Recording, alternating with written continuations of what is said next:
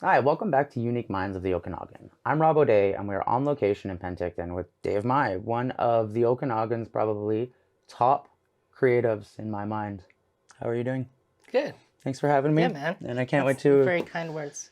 dive in. I've known you for a long time, and I'd actually honestly have to say probably the person who got me into performing live music since at a young age. Right So on, man. let's dive into who you are, how you got into music, and how music evolved into this incredible career and lifestyle that you have. Well, you were there when I started. We were like, what, 15, About that, 14? yeah. Yeah. Just, I don't know. I really liked playing music, and I always fathomed a career in the either music, graphic design, or filmmaking. And so just looked for those opportunities as I was growing up, and um, yeah, there's a lot of influences from local bands. You know, we'd see each other at local shows. We played shows together, and it was just a cool vibe where everyone gets together to appreciate art and music. And I just knew that's where I wanted to be in life because that's what felt the most normal. You know, flipping burgers wasn't really inspiring, um, but you know, it's a lifestyle. Yeah. You've managed to make it really far, considering we're just boys from Penticton, and you've managed to make it to a point where when a big show's come through the Okanagan, you're the one who gets to do sound and videos that are mind-blowing. Well, like the quality that you put out, whether it's music, film, being a person is kind of it's next level, and it's Thanks, not man. I don't want to say intimidating because it's not intimidating, but you have an ability to take something that you want, go full bore with it, and there's no like fear that vibes off of you. It's just straight confidence, and what you do shines. Well, there's lots of fear behind it, Well, honestly. maybe, and I think that's being the creative, right? Yeah. But like to watch you go from jamming in your parents like upstairs in the studio that you made there to watching some of the videos that you put out of like rock climbing or some of the drone shots of the Okanagan, and they're breathtaking. It's not just filming, like there's a whole creative and spiritual element to the video that you put out, and Yeah. that's just the video. That's not the music, that's not the live sound, that's not the art, that's not all the creative endeavors that you do. That's just one facet. Yeah. And I don't know, it's just magical to see, Thanks. because Yeah. you are a very creative person and always have been, and very inspiring to me for that just go get it kind of mentality and do it yourself. Like you said, you never wanted to do the burger flipping. Yeah. But now you're at a point where I'm kind of unemployable, to be honest. I like that. I'm unemployable. That is a good way to say it. I think it's because your creative juices shine so much that it's intimidating for a lot of other people who aren't, because you're a go-getter, I think. Yeah. I'm pretty relentless in that matter. Um, yeah, it kind of came from my my immigrant upbringing. My parents were both immigrants, and I've always grown up with them telling me that we moved here to Canada. We escaped from Vietnam to come to Canada to give you the best life ever. So I had like this immigrant guilt where I was like, oh, I mean, It's okay. beep. I need to do my best and like not let them down because they sacrificed so much for me. So that kind of like that's where my drive comes from.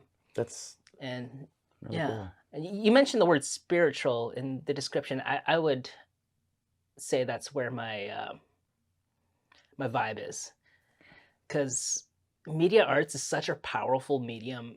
Like you're manipulating perception pretty much. Like what I produce, people listen to, people visualize, they can feel it through the sound waves, you know?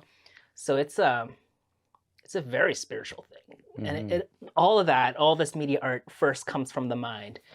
And that's what I like about collaborating with people in this industry is I get to mind meld with other people and see different perspectives and, create new things and blend ideas, blend cultures, blend language. Um, yeah, it's powerful. Like political governments use media to control the masses, Mm-hmm. and I want to use media to create art and love and connection. Yeah. Love that. That's awesome. So what was the first stepping stone into film? Because I know that you were producing music and performing music, and you were very into being a band member. Yeah. And then one day I just noticed it went from being a musician to filmmaker. And it was like incredible filmmaker, not Yeah. like slow steps. It was just like, this is what I'm doing, and Yeah. I'm doing it full bore. And 10 years later, we're here sitting in your studio in the house that you own, and the businesses that you're creating are just expanding. Thanks. Yeah, it's sound and music are pretty much the same thing. I mean, you look at the circle of fifths, which is a music theory thing, and it's a chart, and you overlay that chart over top of like the color wheel, and it's the exact same thing. Just the way you blend colors, the way you blend notes in music, you're building harmony. So it wasn't really that hard of a step to go into filmmaking because I was a very technical person, and I just grew up tinkering with cameras and electronic equipment. So it was a natural progression. But I got into film by composing music for school projects. Okay. Yeah. I've always had an interest in film, but it wasn't until recently where I realized that my interest in all this is for a purpose of creating this moment where I am right now. Yeah, so I started composing music for film, and my buddy needed another camera guy. I was like, okay, I can do that too. So I started playing with his cameras, and I just never put it down after that. And yeah, I just started filming a lot of adventure sports kind of stuff because that was what was most visually appealing to me, and I was really into rock climbing and mountain biking and all that stuff.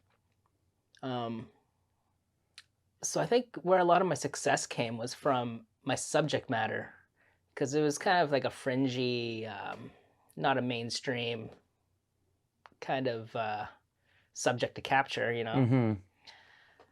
It's a little harder to get to, a little harder to shoot. So I found that really appealing and kind of niche, I guess. So you like the journey. Yeah, Okay. it was the journey. And, when I'm out there in the woods on like the side of a mountain, hanging off a rope, I'm like, this is so cool. I need to share this moment with everybody.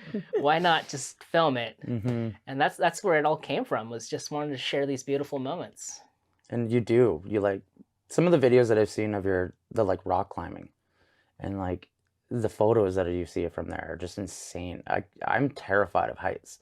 So to look at that and be like, oh yeah, that's a great spot to go film is like a weird concept for me that I'm like, man, like to put yourself in like, that's like almost like those wildlife photographers who are like, they put themselves in these crazy dangerous situations, and it's like, that's the high they're chasing, is like getting to share that moment of like pure fear and like adrenaline, and to capture that is, I've never thought of it that way. And like that's, like you said, listening to different perspectives of like filmmakers and people and creatives who always, like, we all think completely differently.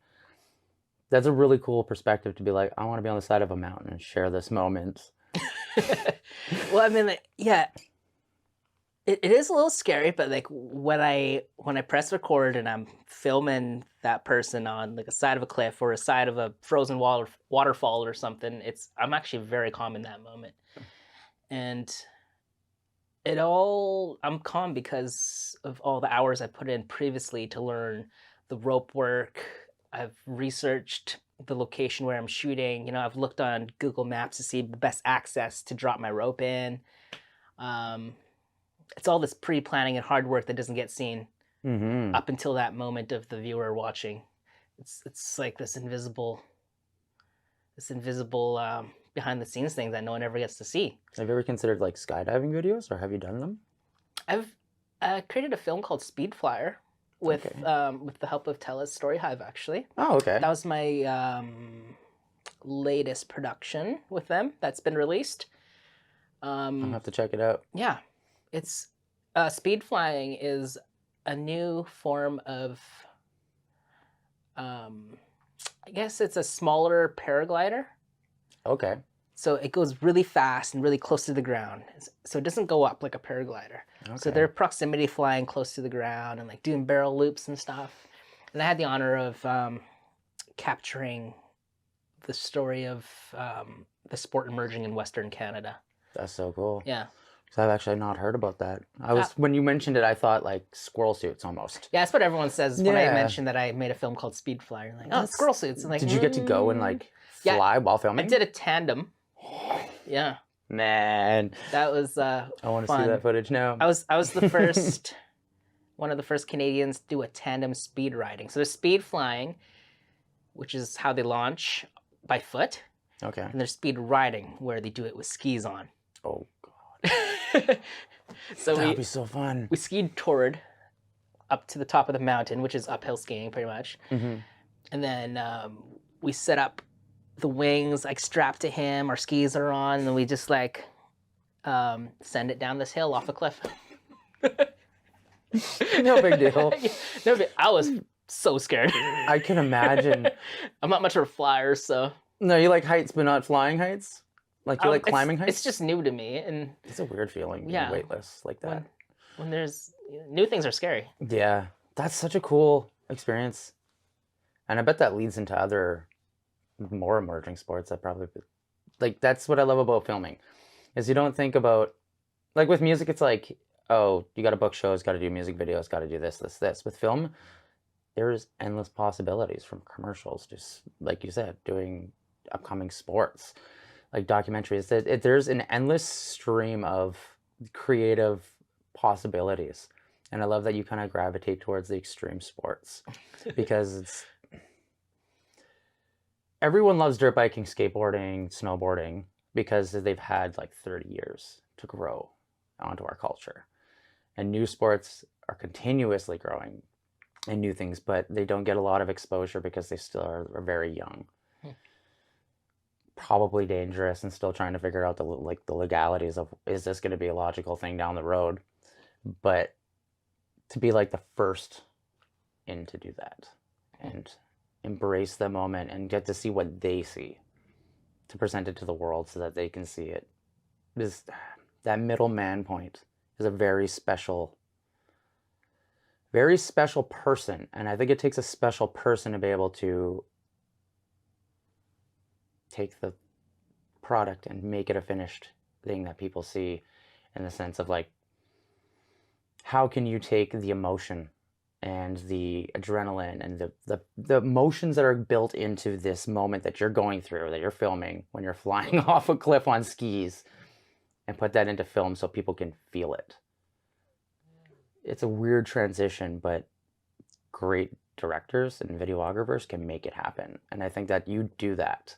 Oh, thanks. You make, like, you can physically be there watching the films that you do. And I think it's not like anybody can pick up a camera and film somebody rock climbing, but to be, your eye is what is the trick. Like, it's what is hiding behind your eyes and your brain that makes your film and what you make different and beautiful.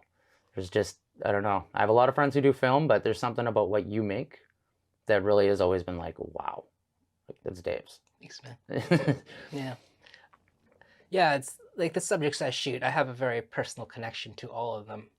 It's I just don't show up and be like, hey, you climbing, taking photos. It's like this slow burn of creating this relationship and trust between every single of these subjects that I film. Like, for example, the speed flying thing, like you said, it being an emerging sport, you know, there's no regulations around it in Canada. So the whole story was about discovering the limitations of it in Western Canada, and, you know, paragliders and stuff, they have to deal with Transport Canada because they're in public airspace, you know. I didn't think about that. Yeah, and speed flying is not in that periphery yet, and it just became part of the HPAC Transport Canada ecosystem there. So that was the journey of the sport in that film, was finding this community, getting embedded with them, and following that story to the end, where now they've have instructors and training people correctly so they're not dying. Because inherently throwing yourself off a cliff is dangerous. Yep. So, I mean, right? and these pioneers that, you know, first started doing it here in Canada with no mentors, just watching YouTube videos, you know. It's when you break it down into like that concept, it is really crazy, because like you get to document that moment. It's kind of cool to see another person who has been raised like as the first generation in Canada and has like pushed as hard as possible. And like, I've met your parents and they're amazing people. I guarantee they're so proud of you. You know what I mean? Like, they've watched you go from like jamming with us and Marty and Brett and all of us upstairs just racket as kids to being like, you're a professional filmmaker, sound director. Like, you so many labels. It's almost actually insane to think. Yeah, man. It's I don't like to label myself. I'm just a creative. I don't want to say content creator, because that's kind of like I hate that term too, but like, yeah, I was creating content before content creator was a thing. Before it was even social media, Dave was quite literally making stuff happen. It's so oversaturated right now. It is. And like what you were saying about people having an idea and just shrugging it off. I think that plays into it too, is the saturation of all this media that we're consuming, which is driving me even harder to make something meaningful. Right. Because now I have to like push through all this noise and create something authentic and not just a catchy TikTok dance or whatever. I mean, it's not going to be like this forever, I don't think. Things are always changing. Nothing ever stays the same. So I'm just trying to keep my radar out to see where the puck's going to be as I move forward. What really amazes me is like, get your hand in so many different things, but it's all creative. Yeah. It's based around one thing, and that is you as a creative genius. And like, when we were kids, would you have ever thought that you'd be doing videography for real estate and that would be a job that you were doing? No, but I did see myself doing corporate film. Yeah. Because I knew that's where the money was. And to bring it back to like how I got into video is I was cutting records at a time where Napster was coming out. You know, all the analog gear was going digital, and like home studios were popping up left, right, and center. And like, it just became super accessible to record your own music. And I'm like, this is not sustainable. Musicians don't have money. What am I doing in this industry? So I'm like, I'm just gonna take a little detour to the film world for a bit, because I saw that's where the trend was. You know, be where the puck is. Yeah, I found success there. I think it's a slow burn. Like, it is, and that's the hard thing. Things just don't happen right away. You need to like plan, and every day doing small steps to get you closer to your goal. And you know, some days you're not making a big step. Some days it's a small step, and that's okay too. And some days there's steps backwards. Yeah, some days you're stepping backwards. Some days you're getting swept down the river. Yeah, no, it's actually that's a really amazing thing to hear, because that is one thing that most people I don't think realize. They see a lot of like, because as a business owner and as a person who is like, you want to post your successes. You never want to post your failures. You see. A lot of the time, creative people battle a lot of depression and self-doubt. It's just, that's how we are. We're creatives usually. That's why we are creatives, because that's how we let it out. Self-doubt when it comes to being your own boss and trying to push something is the hardest. There are so many days where I'm like, why am I doing this?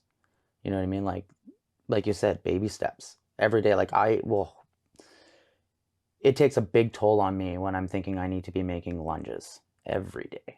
You know what I mean? You're trying to focus on making these huge leaps and bounds, and those aren't what matter. It is those baby steps, those crawling, like getting out of the hole again, and crawling is what really makes you A, see why it's valuable, B, makes you see your value in yourself and what strengths and like what you can take, because you can't push through life at the fullest without hitting rock bottom at least once. I always find it weird when people are in like their 50s and 60s and haven't had their like rock bottom. I'm like, oh, it's gonna hit you so hard. You know what I mean? Like if you don't, then good on you. But like it happens to everyone. Everyone hits rock bottom at one point, whether it's mentally, physically, or emotionally. And to get out of that and keep pushing, especially for like creatives, I find it's very hard. There's days where I'm struggling big time with that. The whole concept of age is a very big thing for me lately, where I'm like finally at a point where I'm understanding like, yeah, I'm 35. I'm not old. Like, you know, Ford wasn't created until he was like in his 50s. So like to always think that you had to make it by a specific age or you're never going to be successful in the industries that you want was like the biggest detriment to me. Oh, such a limiting belief. It is. Yeah. You know what I mean? Like, oh, you got to make it by 27 or in music or you're never going to be famous and you waste your whole life. Yeah, they only like young people. Yeah, and it's not true at all. Like, I kind of like the trial and tribulations. I like failing. I don't know why, but I love Thomas Edison's, like, I found 1,000 ways not to make a light bulb. I found one that worked, but 1,000 ways not to. And it wasn't failures. It's just that's how you not do it. Don't do it that way. I think we need those groundbreakers. You know what I mean? Especially in the industries, like, because arts is all of a sudden in the last 15 years, like film, music, and that is all of a sudden blown up exponentially with social media, I feel, where it is more valuable now to be a content creator than it is to be like a teacher. You know what I mean? Like, oh, you're more valued because you have a following than you do with your educational. So that's where like I feel like there's a slow change to the people who are masters of their art will slowly be appreciated and become seen. It's just like we got to get through that, like you said, that noise that's sitting there on social media. But I feel like the constant grind is really what gets it through at the end of the day. It's not like blowing up and hitting a video that goes viral, but it's like having a video up for 10 years that slowly is collecting those views. And by the end of it, you hit one person who just connects with that video and then all of a sudden it blows up. I think that's more valuable than like trying to hit on a trend. Yeah. It's the body of work, man. Like, just got to keep creating that work, and it all builds up to something one day. Wow, doing real well. Do you still perform at all? Like, do you ever? A little bit, yeah. I'm starting to play again. Like, I've never stopped playing.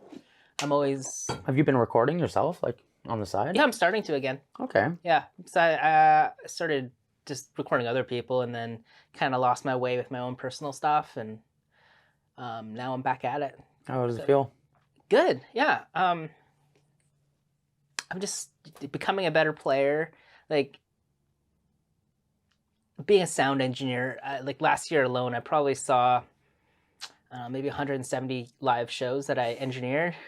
And like, I'm seeing like Grammy winners, Juno winners, and like all these decorated musicians play, and I'm like, oh my God, I suck.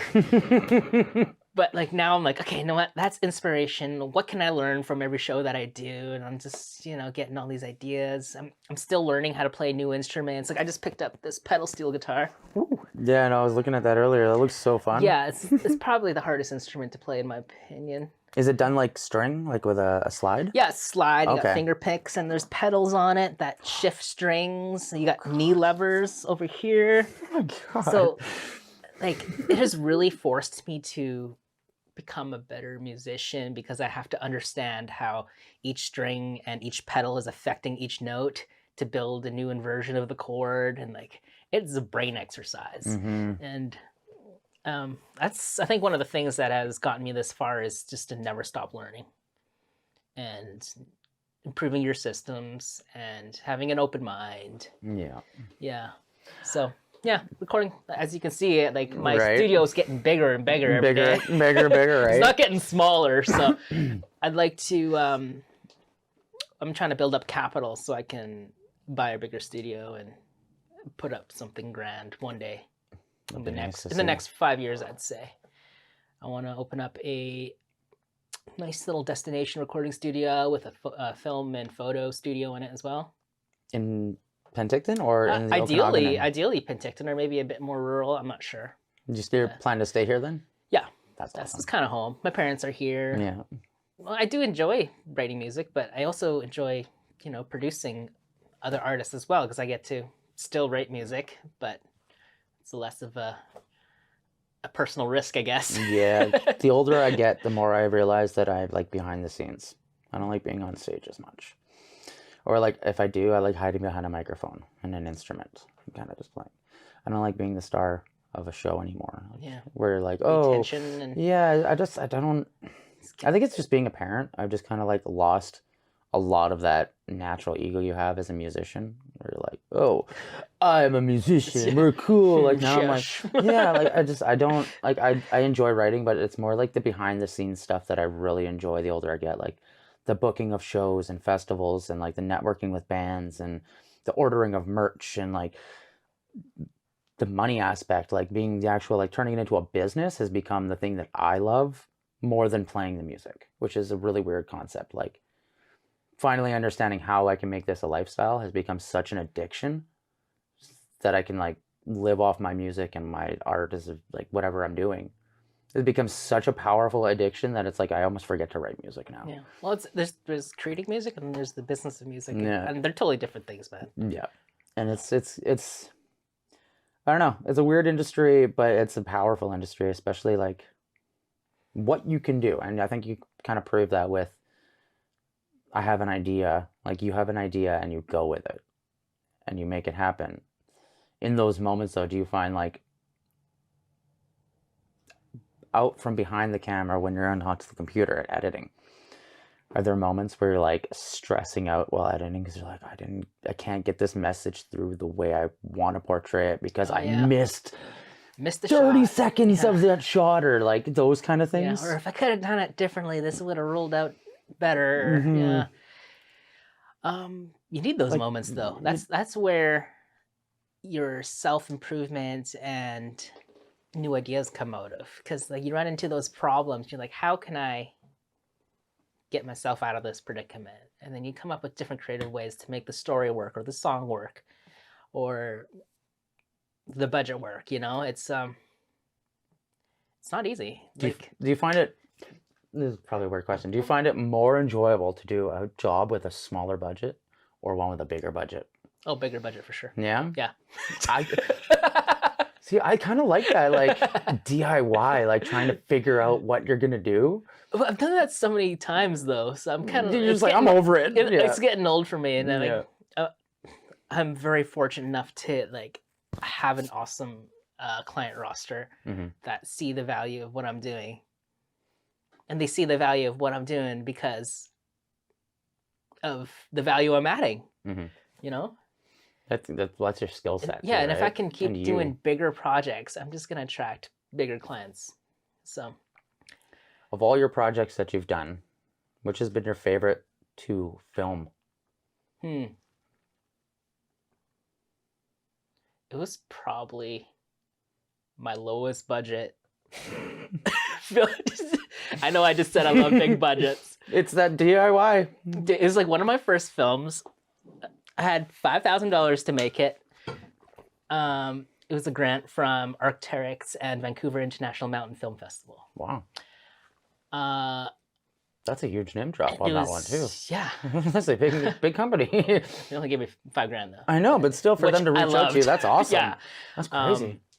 Yeah, it was an ice climbing film about ice climbing in the Okanagan, which is the dumbest thing you could do because this weather system we have is not conducive at all.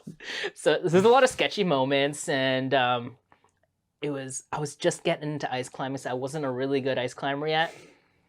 So it was like all new and tingly, and I got to work with one of the most famous climbers out there today, Tim Emmett.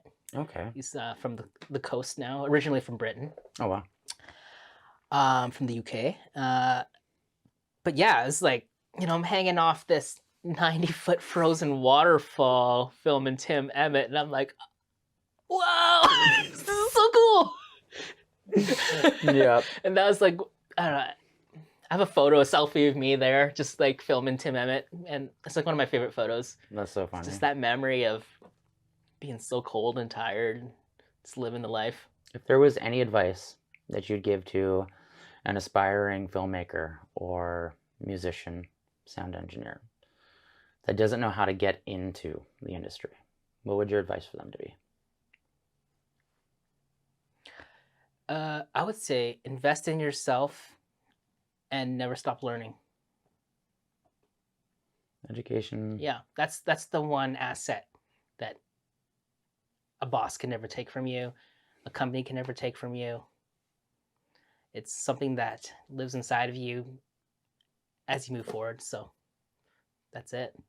Thank you so much, brother, for having me. man. I appreciate you so much. Yeah, you too. And Thanks for coming by. I'll just come by anytime. Sounds I'd good. love to see where you've gotten to, and it's amazing to sit down with you. Yeah, I'd love to meet your kids too. Yes, for sure. And we will catch you guys next time.